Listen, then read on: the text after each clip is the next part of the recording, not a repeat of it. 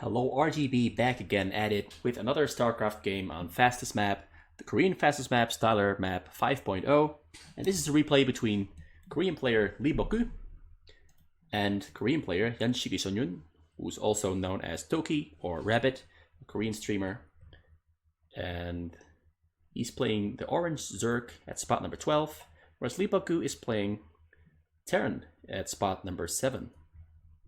So this is starting phase, nothing much exciting is happening.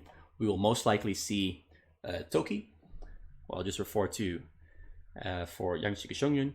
He'll probably send his 9th drone down to his choke and make a hatchery there to block off his entrance. We'll probably see LeebokGu start off with a barrack or a depot. He started off with a barrack in this case. He's going to make a depot right after this one. He'll sit right there. Once he has the minerals, and he's just on his way. And there, Yangchigisonyun has started his hatchery at his choke. He's going to follow that one up with an overlord. No overlord just yet. He's going to make a pool first. Some people like to make an overlord before making a pool. He's not one of those people. And there is the pool. He's sending that other drone down to his choke. He's going to scout with that one. I haven't seen that done before. For someone to be scouting with a drone before their hatchery finishes, but he doesn't want to, I guess he wants to play it safe. LeebokGu has finished his first barrack, has added another barrack. He's not making a third barrack, or is he? No, not making a third barrack. Instead, he's going to add a gas, an early gas for you, and that will probably mean he's either going for a pretty early factory or a very early academy. We'll just have to see how it plays out. And Toki has added another hatchery. He's been scouting the mid spots with his drone. There's nobody on the mid spot, so it will yield him no results. It could have been useful information, but in this case, he just lost some income by setting his drone around the map. The Marine does not see the drone, and the drone does not see the Marine. He turns around. He has a feeling that, I think he might be in the other direction. So he turns around, and he's going to meet this Marine here. He meets the Marine. He pulls back his drone and sends it back to his own base. Yeah, he sends it back to his own base where he has started a sunken at his hatchery. The Overlord is about to be sent to here, maybe to there, to get some vision. He's going to put this Overlord there so the Marines can see, but he can see the Marines. And there's a factory he has started in LeebokGu's base. He's making another gas. He has 2 depots. The third one is almost about to finish. And he is still scouting, hasn't found anything. 2 Zerglings come in, trying to scout inside LeebokGu's base, but Toki pulls back after he loses a single Zergling.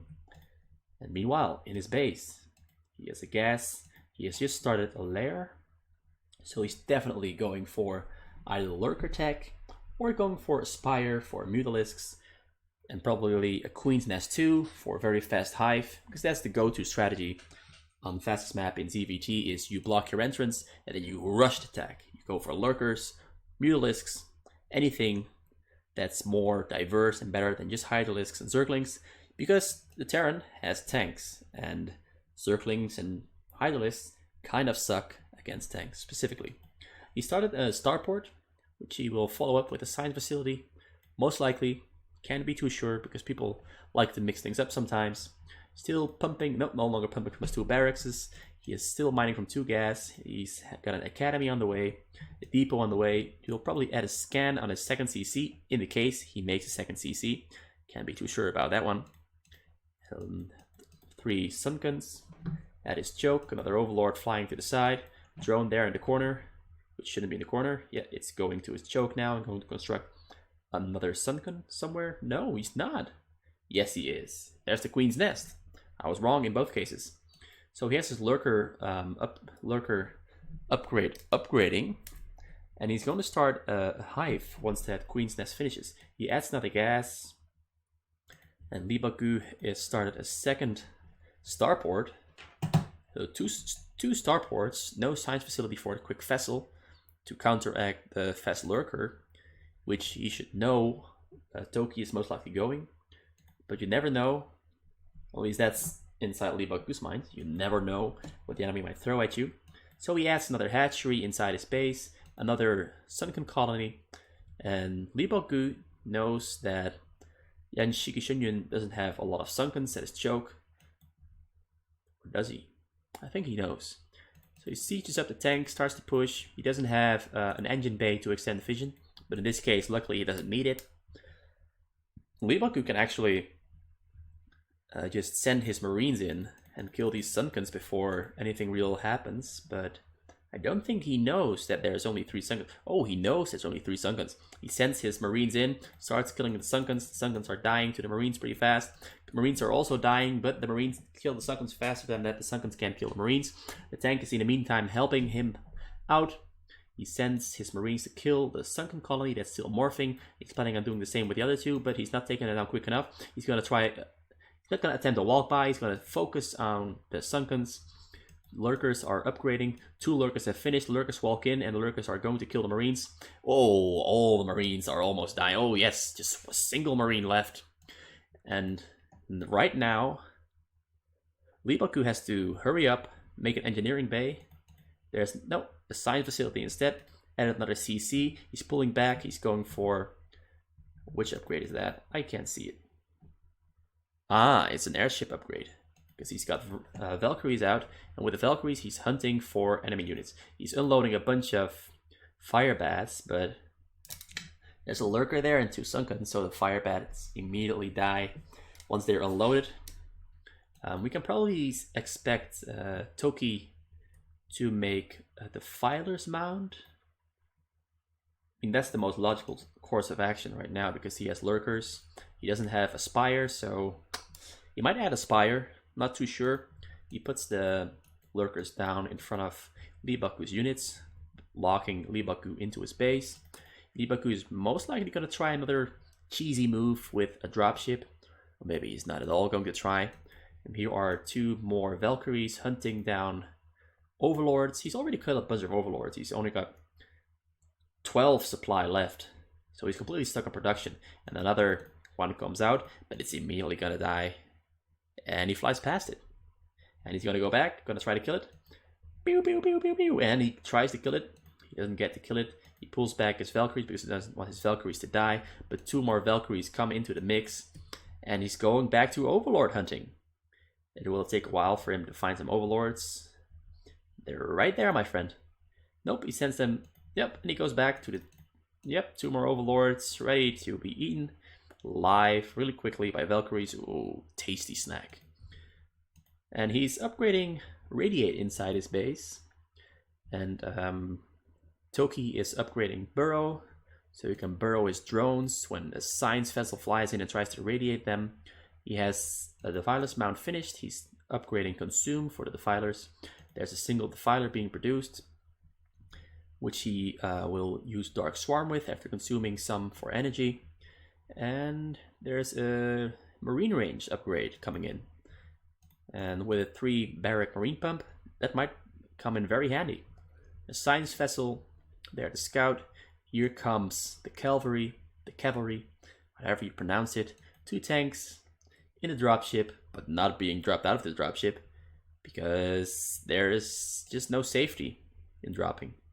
So he pulls them back, drops them inside the base because he was about to lose the dropship, so he has no choice. So LeebokGu goes back to killing overlords and quickly Consume throws out the Dark Swarm to cover the Lurker. The Lurker is now unable to be focused, only with radiates and nukes and some splash damage, but there's nothing to splash damage on. And here comes the vessel. And Toki doesn't burrow, but it's only... Oh, he does burrow. Lucky for him. But it was only 4 drones on that side, so it didn't really matter. But not losing a single drone is always better than losing any drone, and he ended up losing only 1. Meanwhile, inside his base, LeebokGu has added more armories, more depots. Hasn't added more... Now he's adding more buildings. That's the starport, factory, and a starport, and not a starport. So 4 more starports and a single factory. He tried to build one there too, but it got blocked out. So he's going to be constructing a lot of extra vessels and Valkyries to abuse, most likely. But it seems that Toki is handling this semi-well. He doesn't have any anti-air. So he ends up just stuck with losing his Defilers to Irradiate. There it goes, it dies. He's losing his Overlords to Valkyries too. Oh man, he really should have gone for... I think he really should have gone for a Spire. So he has Scorches and whatever to fight off the anti-air. And the Vessels, right now he just has only his Hydralisks and his Lurkers. And it's not really working out for him all that well.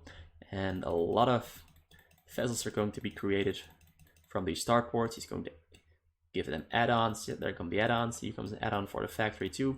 There comes another starport even. And there's energy for Vessels, more depots, and more depots, another armory. Scans a bunch of gas going, and a lot of abuse happening inside Toki's base.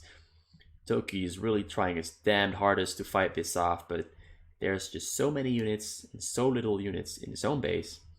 And there comes Radiate. He has the burrow, but oh, the drones were already weakened and instantly died to the Radiate. He's going in for another wave of Radiate, and bam, there comes another Radiate. He burrows, but he still loses a single drone. That hurts a lot. Their drones are weak. Drones need to be buried right now. The drones die before they can be buried.